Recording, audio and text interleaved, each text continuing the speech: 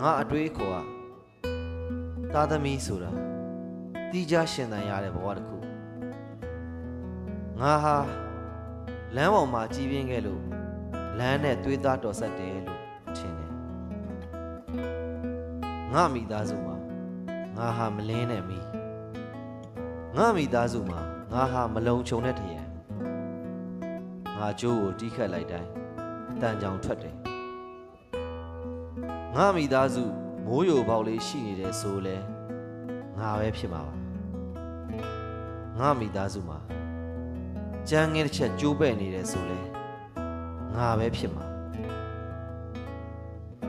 မအောင်မြင်တဲ့ဘောလုံးအသင်းဟာ